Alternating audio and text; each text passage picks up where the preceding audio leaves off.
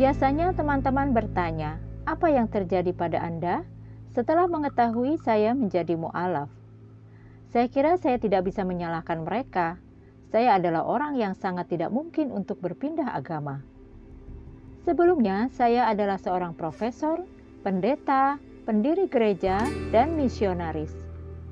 Jika ada seseorang yang fundamentalis radikal, itu adalah saya. Saya baru saja lulus dengan gelar Master Degree of Divinity dari sebuah seminari elit 5 bulan sebelumnya.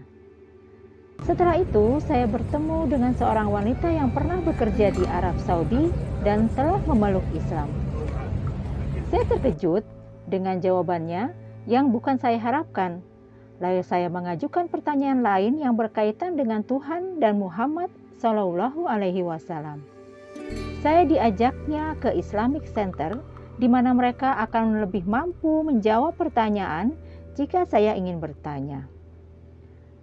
Jika seseorang didoakan, berarti dia meminta perlindungan kepada Yesus dari roh-roh jahat. Seperti yang telah diajarkan kepada kami tentang Islam, adalah bahwa Islam adalah agama setan.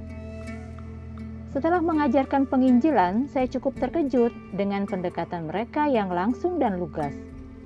Mereka memberi saya beberapa buku tentang Islam untuk dibaca. Ini adalah pertama kalinya saya membaca buku tentang Islam yang ditulis oleh seorang Muslim. Kami telah mempelajari dan membaca buku-buku tentang Islam yang hanya ditulis oleh orang Kristen. Hari berikutnya, saya menghabiskan 3 jam di Islamic Center dan mengajukan pertanyaan. Ini berlangsung setiap hari selama seminggu. Saat itu saya telah membaca 12 buku dan tahu mengapa Muslim adalah orang yang paling sulit di dunia untuk masuk Kristen.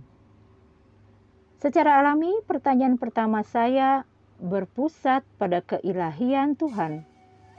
Dalam diskusi, ternyata dulu ada uskup yang selama 300 tahun pertama gereja yang mengajar sebagaimana yang diyakini kaum muslim bahwa Yesus adalah seorang nabi dan guru. Kaisar Konstantinlah yang menyerukan dan memperkenalkan doktrin Trinitas. Sang kaisar yang baru masuk Kristen dan tidak tahu apa-apa tentang agama ini memperkenalkan konsep paganistik yang kembali ke zaman Babilonia. Pertanyaan penting saya yang lain berpusat pada Muhammad SAW. Saya kemudian mengetahui bahwa umat Islam tidak berdoa kepadanya seperti orang Kristen berdoa kepada Yesus. Pesan Nabi adalah untuk semua umat manusia, berbeda dengan pesan Yesus atau Musa alaihi salam yang dikirim hanya kepada orang-orang Yahudi. Dengarlah bangsa Israel, tapi pesannya adalah pesan yang sama dari Tuhan. Kami dulu diajari bahwa kaum muslim sujud ke Ka'bah di Mekah dan bahwa di sanalah Tuhan dan titik pusat dari dewa palsu ini. Pada akhir minggu itu, setelah menghabiskan 8 tahun studi teologi formal, saya tahu secara kognitif bahwa Islam itu benar. Saya terus berdoa, membaca Alkitab, menghadiri kuliah di Islamic Center. Saya tidak ingin keselamatan saya hilang, jika keselamatan itu ada. Saat pendidikan di tingkat master, profesor saya yang dianggap punya otoritas dalam Islam, namun pada umumnya mengajarkan dengan penuh kesalahpahaman. 2 bulan kemudian, setelah sekali lagi berdoa mencari petunjuk Tuhan, saya merasakan sesuatu jatuh ke dalam diri saya. Saya dipecat dari pekerjaan saya karena saya mengajar di 2 sekolah Alkitab pada waktu itu.